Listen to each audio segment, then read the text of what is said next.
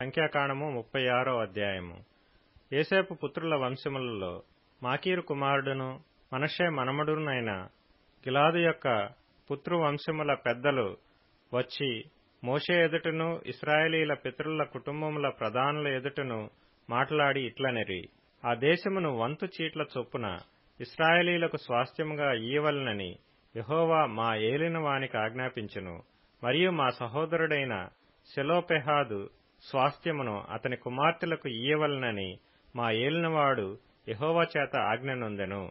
అయితే వారు ఇశ్రాయేలీలలో వేరు గోత్రముల వారినెవరినైనను పెండ్లి చేసుకొనిన ఎడల వారి స్వాస్థ్యము మా పితరుల స్వాస్థ్యము నుండి తీయబడి వారు కలిసికొనిన వారి గోత్ర స్వాస్థ్యముతో కలపబడి మాకు వంతు చీట్ల చొప్పున కలిగిన స్వాస్థ్యము నుండి విడిపోవును. కాబట్టి ఇశ్రాయేలీలకు సునాద సంవత్సరము వచ్చునప్పుడు వారి స్వాస్థ్యము వారు కలిసికొనిన వారి గోత్ర స్వాస్థ్యముతో కలపబడును గనుక ఆ వంతున మా పితరుల గోత్ర స్వాస్థ్యము తగ్గిపోవుననగా మోషే యెహోవా సెలవిచ్చినట్లు ఇశ్రాయేలీలకు ఆజ్ఞాపించి ఇట్లనెను: యోసేపు పుత్రుల గోత్రికులు చెప్పినది న్యాయమే. యెహోవా సెలోపెహాదు కుమార్తెలను గూర్చి సెలవిచ్చిన మాట ఏదనగా, వారు తమకు ఇష్టులైన వారిని పెండ్లి చేసుకొనవచ్చును గాని వారు తమ తండ్రి గోత్ర వంశములోనే పెండ్లి చేసుకొనవలెను. ఇశ్రాయేలీల స్వాస్థ్యము ఒక గోత్రములో నుండి వేరొక గోత్రములోనికి పోకూడదు. ఇశ్రాయేలీలలో ప్రతివాడును తన తన పితరుల గోత్ర స్వాస్థ్యమును హత్తుకొని ఉండవలెను. మరియు ఇశ్రాయేలీలకు వారి వారి పితరుల స్వాస్థ్యము కలుగునట్లు ఇశ్రాయేలీల గోత్రములలో స్వాస్థ్యము గల ప్రతి కుమార్తెయు తన తండ్రి గోత్ర వంశములోనే పెండ్లి చేసుకొనవలెను. స్వాస్థ్యము ఒక గోత్రములో నుండి వేరొక గోత్రమునకు పోకూడదు. ఇశ్రాయేలీల గోత్రములు వారి వారి స్వాస్థ్యములో నిలిచి ఉండవలెను. యెహోవా మోషేకు ఆజ్ఞాపించినట్లు సెలోపెహాదు కుమార్తెలు చేసిరి. సెలోపెహాదు కుమార్తెలైన Mahlah, Tirzah, Hoglah, Milcah, Noah తమ తండ్రి సహోదరుని కుమారులను పెండ్లి చేసుకొనిరి. వారు యోసేపు కుమారులైన మనష్షీయులను పెండ్లి చేసుకొనిరి గనుక వారి స్వాస్థ్యము వారి తండ్రి గోత్ర వంశములోనే నిలిచెను. యెరికో యొద్ద యొర్దానుకు సమీపమైన మోయాబు మైదానములలో యెహోవా మోషే చేత ఇశ్రాయేలీలకు ఆజ్ఞాపించిన విధులను ఆజ్ఞలను ఇవే. ద్వితీయోపదేశకాండము 1వ అధ్యాయము.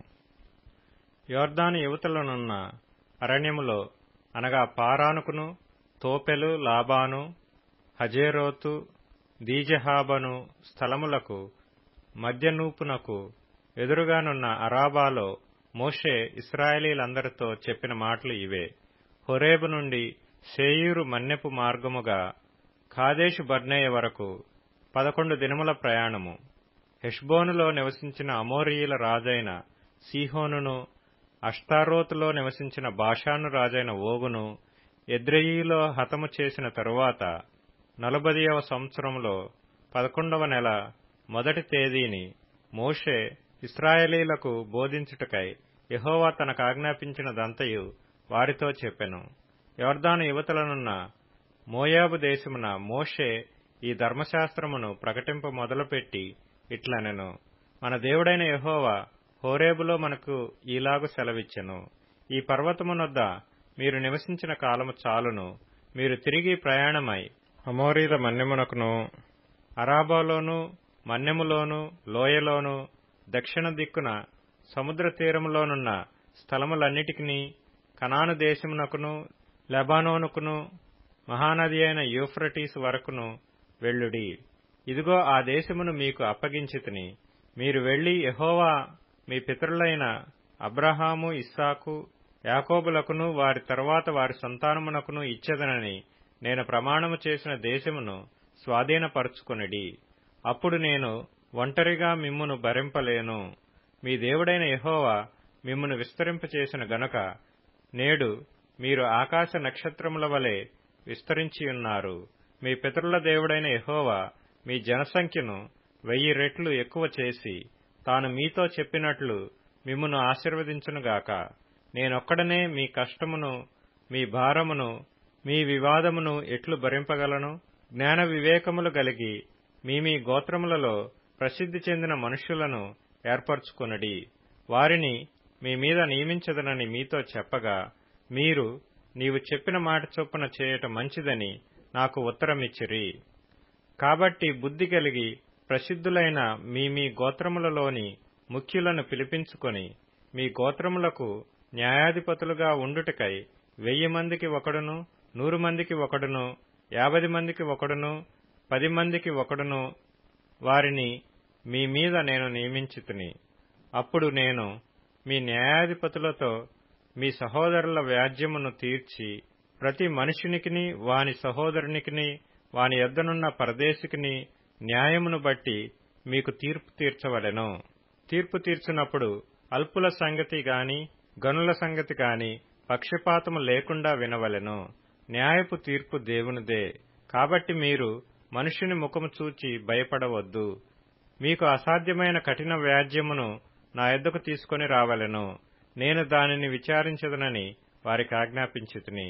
మరియు మీరు చేయవలసిన సమస్త కార్యములను గూర్చి అప్పుడు మీకు ఆజ్ఞాపించితిని. మనము హోరేబు నుండి సాగి మన దేవుడైన యెహోవా మనకు ఆజ్ఞాపించినట్లు మీరు చూచిన ఆ ఘోరమైన మహారణ్యములో నుండి వచ్చి అమోరీల మన్యపు మార్గమున కాదేషు బర్నేయకు చేరితిమి. అప్పుడు నేను మన దేవుడైన యెహోవా మనకిచ్చుచున్న అమోరీయుల మన్యమునకు వచ్చియున్నాము. ఇదిగో నీ దేవుడైన యెహోవా ఈ దేశమును నీకు అప్పగించెను. నీ పితరుల దేవుడైన యెహోవా నీతో సెలవిచ్చినట్లు దాని స్వాధీనపరచుకొనుము. భయపడకుము, అధైర్యపడకుమని నీతో చెప్పితిని. అప్పుడు మీరందరూ నా యొద్దకు వచ్చి, మనకంటే ముందుగా మనుషులను పంపుదము, వారు మన కొరకు ఈ దేశమును వేగుచూచి తిరిగి వచ్చి అందులోనికి మనము వెళ్లవలసిన త్రోవను గూర్చియు మనము చేరవలసిన పురములను గూర్చియు మనకు వర్తమానము చెప్పుదురంటిరి. ఆ మాట మంచిదనుకొని నేను గోత్రం ఒక్కింటికి ఒక మనుషుని చొప్పున 12 మనుషులను పిలిపించితిని. వారు తిరిగి ఆ మన్యమునకు పోయి ఎష్కోలు లోయకు వచ్చి దాని వేగు చూచి ఆ దేశ ఫలములను చేతపట్టుకొని మన యొద్దకు తీసుకొని వచ్చి, మన దేవుడైన యెహోవా మనకిచ్చుచున్న దేశము మంచిదని మనకు తెలియజెప్పిరి. అయితే మీరు వెళ్లనొల్లక మీ దేవుడైన యెహోవా సెలవిచ్చిన మాటకు తిరగబడి మీ గుడారములలో సణుగుచు, యెహోవా మనయందు పగబట్టినందున మనలను సంహరించునట్లు అమోరీయుల చేతికి మనలను అప్పగించుటకు ఐగుప్తులో నుండి మనలను రప్పించియున్నాడు. మనమెక్కడికి వెళ్లగలము? మన సహోదరులు అక్కడి జనులు మనకంటే బలిష్ఠులను ఎత్తరులునై ఉన్నారు. ఆ పట్టణములు గొప్పవై ఆకాశమునంటు ప్రాకారములతోనున్నవి. అక్కడ అనాకీయులను చూచితిమని చెప్పి మా హృదయములను కరగజేసిరని మీరు చెప్పితిరి. అప్పుడు నేను మిమ్మును చూచి దిగులు పడకుడి, వారికి భయపడకుడి. మీకు ముందర నడుచుచున్న మీ దేవుడైన యెహోవా మీ కన్నుల ఎదుట ఐగుప్తులోను అరణ్యములోను మీ కొరకు చేసినట్టు మీ పక్షముగా యుద్ధము చేయును. మీరు ఈ చోటికి చేరు వరకు మీరు వచ్చిన మార్గమంతటిలోనూ మనుష్యుడు తన కుమారుని ఎత్తుకొనున్నట్లు మీ దేవుడైన యెహోవా మిమ్మును ఎత్తుకొని వచ్చిన సంగతి మీరెరుగుదురని మీతో చెప్పితిని. అయితే మీకు త్రోవ చూపించి మీ గుడారములను వేయవలసిన స్థలమును మీకు సిద్ధపరచునట్లు రాత్రి అగ్నిలోను పగలు మేఘములోను మీకు ముందర నడిచిన మీ దేవుడైన యెహోవా యందు మీరు విశ్వాసముంచలేదు. కాగా యెహోవా మీకు చెప్పిన మాటలు విని బహుగా కోపపడి, నేను మీ పితరులకిచ్చెదనని ప్రమాణము చేసిన ఈ మంచి దేశమును ఈ చెడ్డతరము వారిలో యెఫున్నె కుమారుడైన కాలేబు తప్ప మరి ఎవడనూ చూడడు. అతడు పూర్ణ మనస్సుతో యెహోవాను అనుసరించిన గనుక అతడు దానిని చూచును. అతడు అడుగుపెట్టిన దేశమును నేను అతనికిని అతని సంతానమునకును ఇచ్చెదనని ప్రమాణము చేసెను. మరియు యెహోవా మిమ్మును బట్టి నా మీద కోపపడి, నీ పరిచారకుడగు నూను కుమారుడైన యెహోషువ దానిలో ప్రవేశించును గాని నీవు దానిలో ప్రవేశింపవు. అతడు ఇశ్రాయేలీలు దాని స్వాధీనపరచుకొను చేయును గనుక అతని ధైర్యపరచుము. ఆ దినమున మంచి చెడ్డల నెరుగని మీ కుమారులు అనగా అపహరింపబడుదురని మీరు చెప్పిన మీ పిల్లలు దానిలో ప్రవేశింతురు. దానిని వారికిచ్చెదను, వారు దానిని స్వాధీనపరచుకొందురు. మీరు తిరిగి ఎర్ర సముద్ర మార్గముగా అరణ్యమునకు ప్రయాణం చేయుడని చెప్పెను. అందుకు మీరు, మేము యెహోవాకు విరోధముగా పాపము చేసితిమి, మా దేవుడైన యెహోవా మాకాజ్ఞాపించిన మాటలన్నిటిననుసరించి మేము పోయి యుద్ధము చేసేదమని నాతో ఉత్తరమిచ్చి, మీరందరూ మీ ఆయుధములను కట్టుకొని ఆలోచింపక ఆ మన్యమునకు పోగా, యెహోవా నాతో ఇట్లనెను, యుద్ధమునకు పోకుడి, నేను మీ మధ్య నుండను గనుక వెళ్ళకుడి. మీరు వెళ్ళినను మీ శత్రువుల ఎదుట హతము చేయబడుదురని వారితో చెప్పుము. ఆ మాటలు నేను మీతో చెప్పినప్పుడు మీరు వినక యెహోవా మాటకు తిరుగుబడి ఆ మన్యమునకు వెళ్ళితిరి. అప్పుడు ఆ మన్యములో నివసించిన అమోరీయులు మీకెదురుగా బయలుదేరి వచ్చి కందిరీగల వలె మిమ్ము తరిమి హోర్మా వరకు శేయీరులో మిమ్ము హతము చేసిరి. తరువాత మీరు తిరిగి వచ్చి యెహోవా సన్నిధిని ఏడ్వగా, యెహోవా మీ మొరను లక్ష్యపెట్టలేదు, మీ మాట వినలేదు. కాగా మీరు కాదేశులో బహుదినములు నివసించితిరి. మీరు నివసించిన దినములెన్నో మీకు తెలిసినవి. కీర్తనల గ్రంథం 39వ కీర్తన. నా నాలుకతో పాపము చేయకుండునట్లు నా మార్గములను జాగ్రత్తగా చూచుకొందును. భక్తిహీనులు నా ఎదుటనున్నప్పుడు నా నోటికి చిక్కము ముంచుకొందుననుకొంటిని. నేను ఏమీయూ మాటలాడక మౌనినైతిని. క్షేమమును గూర్చి అయినను పలుకక నేను మౌనముగా నుంటిని. అయినను నా విచారము అధికమాయెను, నా గుండె నాలో మండుచుండెను. నేను ధ్యానించుచుండగా మంట పుట్టెను. అప్పుడు నేను ఈ మాట నోరార పలికితిని, యెహోవా, నా అంతము ఎట్లుండునది? నా దినముల ప్రమాణము ఎంతైనది నాకు తెలుపుము.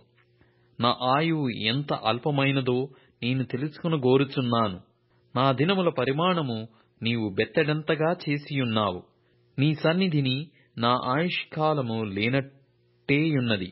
స్థిరుడైనను ప్రతివాడును కేవలము వట్టి ఊపిరివలె ఉన్నాడు. మనుషులు వట్టి నీడ వంటి వారై తిరుగులాడుచుందురు. వారు తొందరపడుట గాలికే గదా. వారు ధనము కూర్చుకొందురు గాని అది ఎవనికి చేజిక్కునో వారికి తెలియదు. సామెతల గ్రంథం 10వ అధ్యాయం. జ్ఞానము గల కుమారుడు తండ్రిని సంతోషపరచును. బుద్ధిలేని కుమారుడు తన తల్లికి దుఃఖము పుట్టించును. భక్తిహీనుల ధనము వారికి లాభకరము కాదు. నీతి మరణము నుండి రక్షించును. లూకా సువార్త 4వ అధ్యాయము.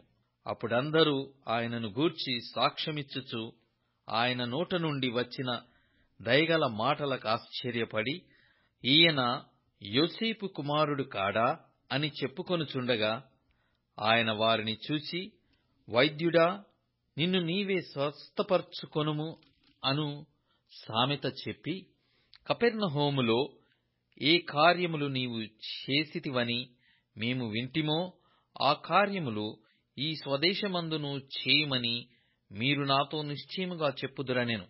మరియు ఆయన, ఏ ప్రవక్తయు స్వదేశమందు హితుడు కాడని మీతో నిశ్చయముగా చెప్పుచున్నాను. ఏలియా దినముల యందు 3 ఏండ్లు 6 నెలలు ఆకాశము మూయబడి దేశమందంతటను గొప్ప కరువు సంభవించినప్పుడు ఇశ్రాయేలులో అనేక మంది విధవరాండ్రుండినను ఏలియా సీదోనులోని సారెపాతు అను ఊరిలో ఉన్న యొక విధవరాలి యొద్దకే గాని మరి ఎవరి యొద్దకును పంపబడలేదు. మరియు ప్రవక్త అయిన ఎలీషా కాలమందు ఇశ్రాయేలులో అనేక కుష్ఠరోగులుండినను సిరియా దేశస్థుడైన నయమాను తప్ప మరి ఎవడునూ శుద్ధి నొందలేదను నేను మీతో నిశ్చయముగా చెప్పుచున్నాను. సమాజ మందిరములో ఉన్న వారందరూ ఆ మాటలు విని ఆగ్రహముతో నిండుకొని లేచి ఆయనను పట్టణములో నుండి వెళ్లగొట్టి ఆయనను తలక్రిందుగా పడద్రోయవలెనని తమ పట్టణము కట్టబడిన కొండ పీట వరకు ఆయనను తీసుకుని పోయిరి. అయితే ఆయన వారి మధ్య నుండి దాటి తన మార్గమున వెళ్లిపోయెను. అప్పుడు ఆయన గలిలయలోని కపెర్నహూము పట్టణమునకు వచ్చి విశ్రాంతి దినమున వారికి బోధించుచుండెను. ఆయన వాక్యము అధికారముతో కూడినదయ్యుండెను గనుక వారాయన బోధకు ఆశ్చర్యపడిరి. ఆ సమాజ మందిరములో అపవిత్రమైన దయ్యపు ఆత్మ పట్టిన వాడొకడుండెను. వాడు, నజరేయుడవైన యేసూ, మాతో నీకేమి? మమ్ము నశింపజేయవచ్చితివా? నీవెవడవో నేనెరుగుదును. నీవు దేవుని పరిశుద్ధుడవని బిగ్గరగా కేకులు వేసెను. అందుకు యేసు, ఊరకుండుము, ఇతనిని వదిలి పొమ్మని దానిని గద్దింపగా, దయ్యము వానిని వారి మధ్యను పడద్రోసి వానికి ఏ హానియు చేయక వదిలిపోయెను. అందుకు అందరూ విస్మయమొంది, ఇది ఎట్టి మాట! ఈయన అధికారముతోనూ బలముతోనూ అపవిత్రాత్మలకు ఆజ్ఞాపింపగానే అవి వదిలిపోవుచున్నవని ఒకనితోనొకడు చెప్పుకొనిరి. అంతటా ఆయనను గూర్చిన సమాచారము ఆ ప్రాంతములందంతటా వ్యాపించెను. ఆయన సమాజ మందిరములో నుండి లేచి సీమోను ఇంటిలోనికి వెళ్ళెను. సీమోను అత్త తీవ్రమైన జ్వరముతో పడియుండెను గనుక ఆమె విషయమై ఆయన యొద్ద మనవి చేసుకొనిరి. ఆయన ఆమె చెంతను నిలవబడి జ్వరమును గద్దింపగానే అది ఆమెను విడిచెను. వెంటనే ఆమె లేచి వారికి ఉపచారము చేయసాగెను. సూర్యుడస్తమించుచుండగా నానావిధ రోగముల చేత పీడింపబడుచున్నవారు ఎవరి యొద్ద నుండిరో వారందరూ ఆ రోగులను ఆయన యొద్దకు తీసుకుని వచ్చిరి. అప్పుడాయన వారిలో ప్రతివాని మీద చేతులుంచి వారిని స్వస్థపరిచెను. ఇంతేకాక దయ్యములు నీవు దేవుని కుమారుడవని కేకలు వేసి అనేకులను వదిలిపోయెను. ఆయన క్రీస్తు అని వాటికి తెలిసియుండెను గనుక ఆయన వాటిని గద్దించి వాటిని మాటాడనీయలేదు. ఉదయమైనప్పుడు ఆయన బయలుదేరి అరణ్య ప్రదేశమునకు వెళ్ళెను. జనసమూహము ఆయనను వెదకుచూ ఆయన యొద్దకు వచ్చి తమ్మును విడిచిపోకుండా ఆపగా, ఆయన, నేనితర పట్టణములలోనూ దేవుని రాజ్య సువార్తను ప్రకటింపవలెను, ఇందునిమిత్తమే నేను పంపబడితినని వారితో చెప్పెను. తరువాత ఆయన యూదయ సమాజ మందిరములలో ప్రకటించుచుండెను.